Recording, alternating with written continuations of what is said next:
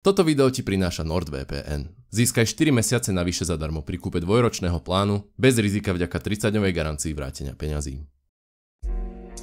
Napriek tomu, že je všeobecne známe, že 99,9% gamblerov prestane hrať tesne pred tým, ako konečne vyhrajú jackpot, realita je taká, že gamblingom, lotériami, stavkovaním alebo proste všeobecne hazardnými hrami z dlhodobého hľadiska vždy prehráš a víťazom bude kasíno alebo stavková kancelária. Stavkové kancelárie sú veľké podniky, ktoré okrem iného platia obrovské peniaze za sponzorstva celých futbalových a hokejových líg, platia si drahé reklamy v telke počas prestížnych športových podujatí a ponúkajú vstupné bonusy pre nových hráčov, aby ich prilákali čo najviac, pretože sa to jednoducho oplatí. Len za rok 2022 prehrali ľudia na Slovensku na hazardných hrách viac ako 1 miliardu eur, zatiaľ čo Česi prehrali viac ako 2 miliardy.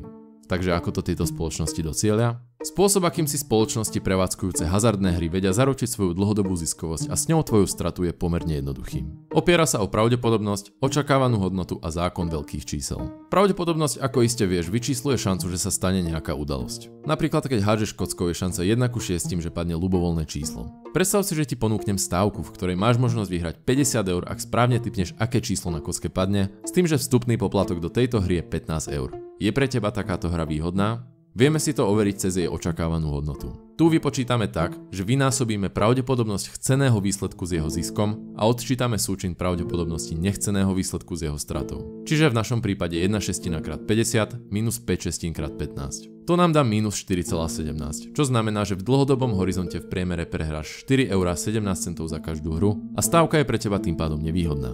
Samozrejme je možné, že by si na začiatku mal šťastie a vyhral by si, ale ak by sme túto hru zopakovali veľakrát, určite by si bol v mínuse. A to kvôli tzv. Zákonu veľkých čísel. Zákon veľkých čísel hovorí o tom, že so zvyšujúcim sa počtom pokusov alebo stávok sa výsledky budú čoraz viac približovať očakávanej pravdepodobnosti. Napríklad, ak si hodíš mincov povedzme 10 krát, výsledky hodov nemusia byť rozdelené presne 50/50, ale ak si ňou hodíš 1000 krát, pomer bude výrazne vyrovnanejší. No a toto je presne ten koncept, na ktorom stoja úplne všetky hazardné hry. Hazardné hry často dávajú hráčom veľa možností ako vsádzať, vďaka čomu im dajú ilúziu akejsi kontroly, no vždy sú nastavené tak, aby bola ich očakávaná hodnota záporná. V kontexte hazardných hier sa to volá house edge, v preklade niečo ako výhoda podniku. To znamená, že aj keď sa ti môže stať, že sa ti na začiatku zadarí a niečo vyhráš, kvôli zákonu veľkých čísel budeš z dlhodobého hľadiska v mínuse.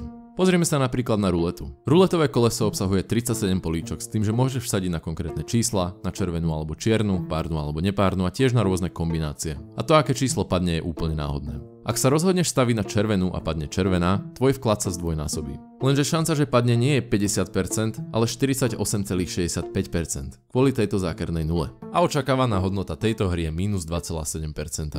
Čiže ak by si takýmto spôsobom vsadil 100 € alebo 1 € 100 krát, v priemere by si odišiel s 97 eurami a 30 centami. Ak stavíš na konkrétne číslo, šanca, že padne je 1:37 a tvoj vklad sa v tomto prípade vráti 35 násobne. To nám opäť dá očakávanú hodnotu, respektíve výhodu podniku 2,7%.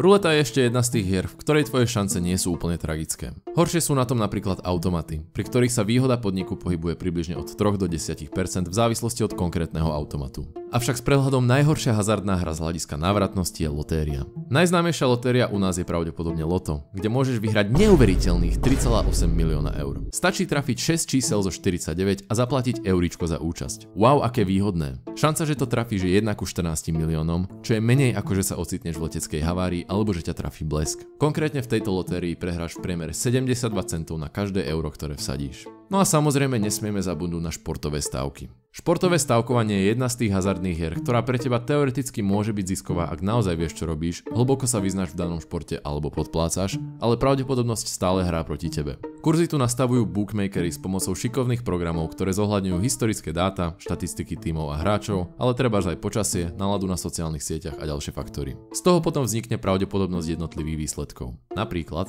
ak sa má konať futbalový zápas, pravdepodobnosť výsledkov môže byť odhadnutá takto. 50%, že vyhrá tým A, 30%, že bude remíza a 20%, že vyhrá tým B.